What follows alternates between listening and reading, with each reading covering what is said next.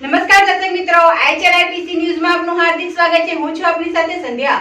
તો સમાચારની શરૂઆત કરતા પહેલા નજર કરીશું આજના મુખ્ય સમાચાર પર। ભરૂચના જાડેશ્વર રોડ ઉપર ટ્રસ્ટની હોસ્પિટલમાં શાળા ચલાવતી હોવાનો વિવાદ ફરી સામે આવ્યો। આમ આદમી પાર્ટીએ કલેક્ટરને આવેદનપત્ર પાઠવી ન્યાયની આશાઓ કરી વ્યક્ત। બાળકોની સુરક્ષાને લઈને ઊભા કર્યા સવાલ। સમગ્ર મામલો શિક્ષણ મંત્રી સુધી પહોંચ્યો। ભરૂચ જિલ્લા જેલમાં 14 વર્ષથી કેદી સજા ભોગવતા સારી ચાલચલનના કારણે આખરે મુક્ત। સજા માફ થતા પરિવારમાં ખુશી। ભરૂચના ચાવજ ગામે આવેલા રાધે રેસિડેન્સીમાં ચોરીની ઘટના। તસ્કરો સીસીટીવી કેમેરામાં કેદ। મકાનોને નિશાન બનાવવા સાથે 2 બાઇકની ઉઠાંતરી। આમોદના રાણીપુરા ગામે જૂની અદાવતે પાડોશીએ જ પાડોશીની હત્યા કરી હોવાના પ્રકરણમાં હત્યારાને ભરૂચની કોર્ટે આજીવન કેદની સજા અને 30,000નો દંડ ફટકાર્યો।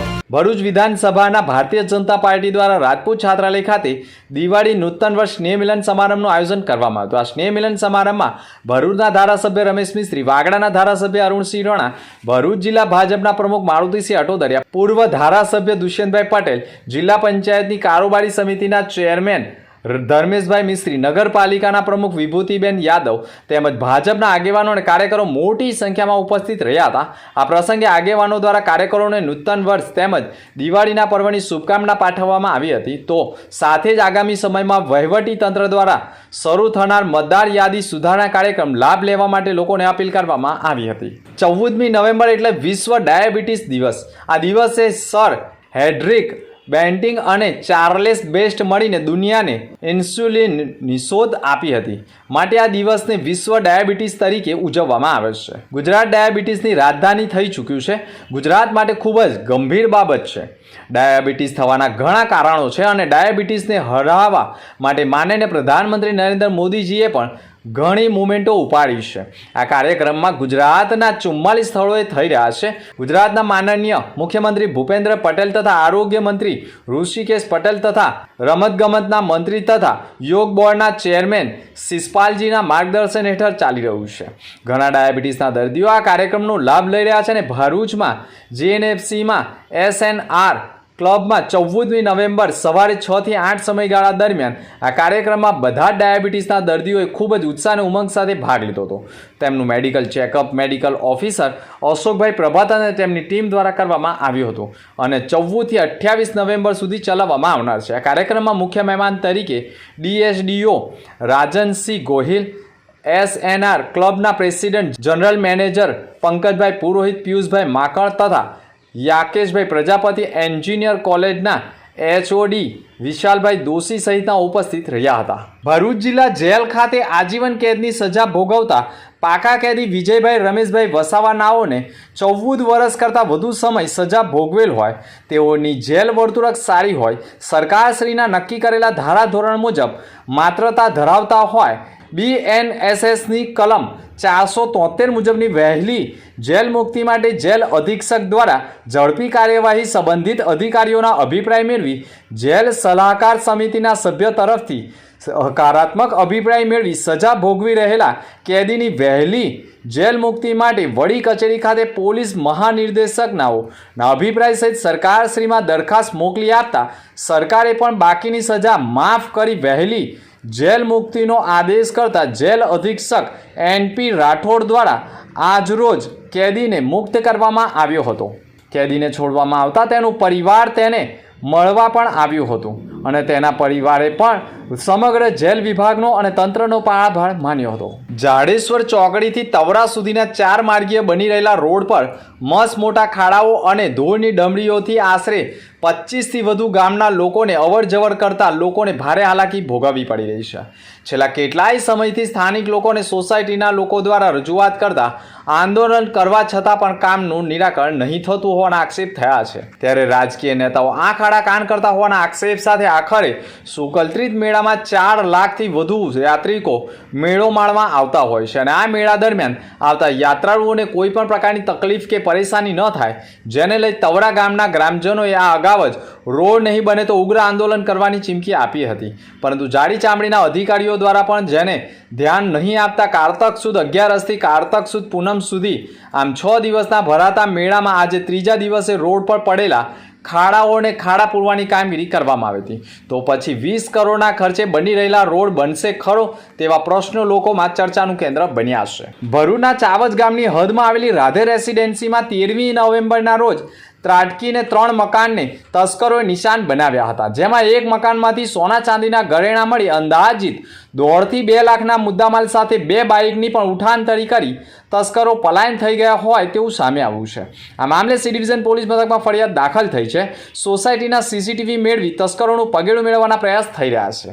ભરૂચ શહેરના ચાવજ ગામ પંચાયતની હદમાં આવેલી રાધે રેસિડેન્સીમાં તસ્કરો 13મી નવેમ્બરના રોજ રાત્રિએ 2:45 વાગ્યાના સમયગાળા દરમિયાન ત્રાટકીને 3 મકાનોની નિશાન બનાવ્યા હતા, જેમાં સચિન ગોહિલ નામના વ્યક્તિના મકાનમાંથી પ્રવેશીને તિજોરી તોડી અંદર રહેલા સોના ચાંદીના ઘરેણાં મળી અંદાજિત 1.5 થી 2 લાખની મુદ્દામાલની ચોરી કરી હતી, જ્યારે સોસાયટીમાં 2 મોટરસાયકલોની ઉઠાંતરી થઈ ગઈ હતી, જેમાં તસ્કરો સોસાયટીના એક મકાનમાં ઉપર લાગેલા સીસીટીવી કેમેરામાં 4 તસ્કરો કેદ થઈ ગયા હતા. સીસીટીવીમાં દેખાતા અજાણ્યા 4 તસ્કરોના સીસીટીવી ફૂટેજ મેળવી તેમને ઝડપી પાડવાની કવાયત ભરૂચ સી ડિવિઝન પોલીસે કરી છે.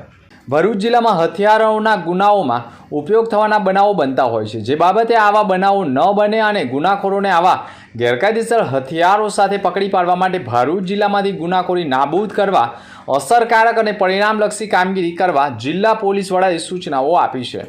જેના અનુસંધાને ભરૂચ એસઓજી પોલીસના કોન્સ્ટેબલ તનવીર મોહમ્મદ ફારૂકને માહિતી મળી હતી કે જંબુસર રોડ ઉપર આવેલા પટેલ પાર્ક મકાન નંબર 29માં રહેતા મુસ્તાક ઉર્ફે અફઝલ કોઠીવાલા પોતાના ઘરમાં ગેરકાયદેસર હથિયાર તથા કારતૂસ રાખે છે. જે માહિતીના આધારે પોલીસે તેના મકાનમાં તપાસ કરતા મુસ્તાક ઉર્ફે અફઝલ ઉમરજી કોઠીવાલાએ પોતાના રહેણાંક મકાનમાં અગ્નિશસ્ત્ર હથિયારમાં વપરાતા 12 બોર રાઇફલમાં જીવતા કારતૂસ નંગ 6 જેની કિંમત 600 રૂપિયા ગેરકાયદેસર રીતે તેના મિત્ર મનસુર સલીમ પટેલ રહે પઠાણી ભાગોળ જંબુસરના મકાનમાં રાખતા તે પકડાઈ ગયેલ, જ્યારે સહ આરોપી મનસુર સલીમ પટેલના ઘરે જઈ ઝડપી તપાસ કરતા મનસુર સલીમ પટેલે તેના મકાનમાંથી હથિયાર પરવાના વગર અગ્નિશસ્ત્ર ડબલ બેરલ 12 બોરની બંદૂક નંગ એક કિંમત રૂપિયા 25,000ની સાથે 25,600ના મુદ્દામાલ સાથે બંનેની ધરપકડ કરી હતી. એસએમસીપી સંસ્કાર વિદ્યા ભવનમાં 12 દિવસની ઉજવણી ખૂબ જ આનંદ અને ઉત્સાહ સાથે કરવામાં આવી હતી. શિક્ષકોએ પણ વિદ્યાર્થીઓ માટે એક યાદગાર દિવસનું આયોજન કર્યું હતું. વર્ગખંડો અને શાળા પરિસરને રંગબેરંગી ફુગ્ગાઓ, સ્ટ્રીમર્સ અને પોસ્ટરોથી સુંદર રીતે શણગાર કરવામાં આવ્યા હતા, જે એક જીવંત ઉત્સવનું વાતાવરણ બનાવે છે. વિદ્યાર્થીઓનું આગમન થતાં જ તેમનું સ્વાગત પણ કરવામાં આવ્યું હતું. શિક્ષક દિનના પર્વની ઉજવણીની શરૂઆત પ્રિન્સિપાલ શૈલજા સિંહના પ્રેરણાદાયી વક્તવ્યથી થઈ હતી, જેમણે બાળપણ અને સપના અને મૂલ્યોના મહત્વ પર પ્રકાશ પાડ્યો હતો. વક્તવ્ય બાદ શિક્ષકોએ પણ સુંદર કોરિયોગ્રાફી કરેલ અને સ્વાગત પર નૃત્ય રજૂ કર્યું હતું. આ નૃત્ય આકર્ષકનું કેન્દ્ર બની ગયું હતું અને કાર્યક્રમનું સફળ આયોજન કરાયું હતું. સમગ્ર ઘટનાની મળતી માહિતી અનુસાર ગત તારીખ 29/6/2018ના રોજ આમોદ તાલુકાના રાણીપુરા ગામના જૂના ફળિયામાં રહેતા જયંતિભાઈ વિઠ્ઠલભાઈ વસાવા ગામના પાદરે ચકલાના ચોકમાં સંધ્યાકાળના સમયે બેઠા હતા. તે દરમિયાન જૂના ઝઘડાની રીસ રાખી વિસ્તારમાં જ રહેતો સંજય સોમા વસાવા અચાનક જલાઉ લાકડાના ટુકડા સાથે સપાટા સાથે દોડી આવી જયંતિભાઈ વિઠ્ઠલભાઈ વસાવાને સપાટા મારી તેને ગંભીર ઈજા પહોંચાડતા તેઓને સારવાર અર્થે ખસેડતા ફરજ પરના તબીબોએ જયંતિભાઈ વસાવાને મરણ જાહેર કર્યા હતા અને લાકડાના સપાટા મારનાર સંજય સોમા વસાવા સામે આમોદ પોલીસ મથકમાં હત્યાનો ગુનો દાખલ કરવામાં આવ્યો હતો. આ સમગ્ર કેસ ભરૂચ બીજા એડિશનલ સેશન જજ સાહેબ એજાજ મોહસિન અલી શેખ સાહેબની સમક્ષ ચાલી જતા બંને પક્ષોની દલીલો પુરાવા રજૂ કરવામાં આવતા, જેમાં સરકારી વકીલ તરફે નીલમબેન એમ મિસ્ત્રીએ ફરિયાદી પક્ષે ધારદાર દલીલો, પોસ્ટમોર્ટમ રિપોર્ટ તથા ગુનાના કામે સાક્ષીઓને તપાસવા સાથે તમામ પુરાવા રજૂ કરવામાં આવ્યા હતા અને અંતે સમગ્ર કેસમાં બીજા એડિશનલ સેશન જજ સાહેબે પુરાવા અને સાક્ષીઓને ધ્યાને રાખી અને સરકારી વકીલ નીલમબેન મિસ્ત્રીની ધારદાર દલીલ અને પુરાવાને ધ્યાને રાખી આખરે આરોપી સંજય સોમા વસાવાને હત્યાના ગુનામાં આજીવન કેદની સજા 30,000નો દંડ ફટકારતો હુકમ કર્યો છે. ગુજરાતમાં અગ્નિકાંડ જેવા કિસ્સાઓ બની રહ્યા છે. તેમાં બાળકોની સુરક્ષા સામે પણ સવાલો ઊભા થતા શાળાઓમાં પણ ફાયર એનઓસી ફરજિયાત કરવામાં આવી છે. છતાં પણ ભરૂચમાં ઘણી શાળાઓ ફાયર એનઓસી વિનાની છે અને બાળકોની સુરક્ષા થતી નથી. ઘણા મકાનો અને કોમર્શિયલ એરિયામાં પણ માત્ર રૂપિયા કમાવા માટે સ્કૂલ ચલાવવામાં આવતી હોવાના કિસ્સાઓ સામે આવ્યા હોવાના આક્ષેપ પણ કરવામાં આવ્યા છે અને સમગ્ર મામલો શિક્ષણ મંત્રી સુધી પહોંચ્યો છે.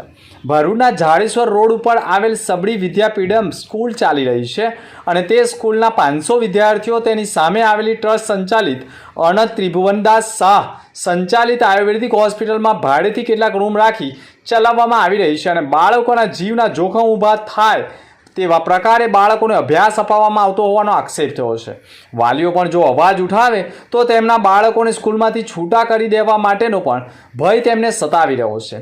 એટી શાહ આયુર્વેદિક હોસ્પિટલમાં સ્કૂલ ચલાવવામાં આવે છે જેનું ભાડું માસિક 55,000 રૂપિયા ટ્રસ્ટને ચૂકવવામાં આવતું હોવાનું પણ ધ્યાને આવ્યું હોવાનો આક્ષેપ કર્યો છે. સાથે સરકાર તરફથી ટ્રસ્ટીઓને જો જમીન આપવામાં આવી હોય તો પ્રથમ દ્રષ્ટિએ સરકારની શરતોનો ભંગ કરી ટ્રસ્ટીઓએ પોતાના ફાયદાને આર્થિક લાભ માટે શાળા સંચાલકો સાથે ષડયંત્ર રચી અને શિક્ષણના નામે રૂપિયા કમાવા માટે ટ્રસ્ટીઓએ જ ટ્રસ્ટીની કેટલીક મિલકતના રૂમો ભાડેથી આપી ગંભીર પ્રકારનું કૃત્ય કર્યું હોવાના ગંભીર આક્ષેપ આમ આદમી પાર્ટી દ્વારા કરવામાં આવ્યા છે. સ્કૂલ બંધ કરવામાં આવે અને બાળકોની સુરક્ષા કરવામાં આવે તેવી માંગણી પણ કરવામાં આવી છે. આમ આદમી પાર્ટીએ આક્ષેપ કર્યો છે કે છેલ્લા 4 વર્ષથી હોસ્પિટલમાં સ્કૂલ ચલાવવામાં આવતી હોય અને ભરૂચ જિલ્લાનું પ્રાથમિક શિક્ષણ સમિતિ વિભાગ ઊંઘતું રહેતું હોય તે ગંભીર બાબત હોવાના આક્ષેપ સાથે સમગ્ર આવેદનપત્ર પણ શિક્ષણ મંત્રી સુધી પહોંચાડવામાં આવ્યું છે. અંતમાં ફરી એક નજર આજના મુખ્ય સમાચાર પર. ભરૂચના જાડેશ્વર રોડ ઉપર ટ્રસ્ટની હોસ્પિટલમાં શાળા ચલાવતી હોવાનો વિવાદ ફરી સામે આવ્યો. આમ આદમી પાર્ટીએ કલેક્ટરને આવેદનપત્ર પાઠવી ન્યાયની આશાઓ કરી વ્યક્ત. બાળકોની સુરક્ષાને લઈને ઊભા કર્યા સવાલ. સમગ્ર મામલો શિક્ષણ મંત્રી સુધી પહોંચ્યો. ભરૂચ જિલ્લા જેલમાં 14 વર્ષથી કેદી સજા ભોગવતા સારી ચાલચલનના કારણે આખરે મુક્ત. સજા માફ થતા પરિવારમાં ખુશી. ભરૂચના ચાવજ ગામે આવેલા રાધે રેસિડેન્સીમાં ચોરીની ઘટના. તસ્કરો સીસીટીવી કેમેરામાં કેદ. મકાનોને નિશાન બનાવવા સાથે 2 બાઇકની ઉઠાંતરી. આમોદના રાણીપુરા ગામે જૂની અદાવતે પાડોશીએ જ પાડોશીની હત્યા કરી હોવાના પ્રકરણમાં હત્યારાને ભરૂચની કોર્ટે આજીવન કેદની સજા અને 30,000નો દંડ ફટકાર્યો. તો હતા અત્યાર સુધીના સમાચાર. નવા સમાચાર સાથે ફરી મળીશું. નમસ્કાર.